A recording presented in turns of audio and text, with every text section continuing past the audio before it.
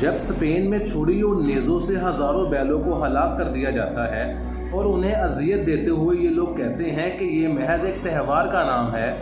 اور جب ڈنمارک میں سینکڑوں افراد ہزاروں ڈولفن کو قتل کر دیتے ہیں کہ یہاں تک کہ سمندر کا رنگ لال ہو جاتا ہے، تو محض یہ کہہ دیتے ہیں کہ یہ ایک تہوار کا نام ہے۔ اور جب یہودیوں کا ایک گروہ ہزاروں مرغیوں کو پتھروں پر مار دیتے ہیں اور کہتے ہیں کہ اس طرح کرنے سے ہمارے گناہ معاف ہو جاتے ہیں، یہ ہمارا عقیدہ ہے، ہمارا مذہب ہے،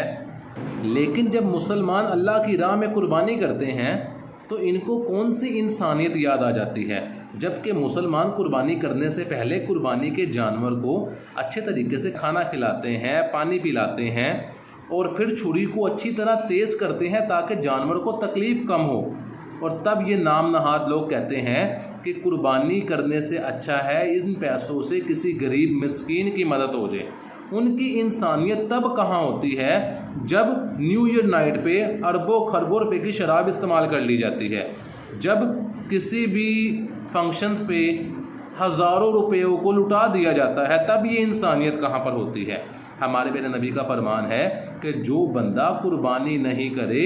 وہ عیدگاہ کی طرف نہ آئے۔ استطاعت رکھتے ہوئے بھی جو بندہ قربانی نہ کرے وہ عیدگاہ کی طرف نہ آئے، تو یہ اللہ کے رسول کا فرمان ہے۔ تو ہمیں چاہیے کہ ہم قربانی کی اہمیت کو سمجھیں اور صاحب استطاعت جنہیں اللہ پاک نے دیا ہے وہ اللہ کے راستے میں ضرور قربانی کریں۔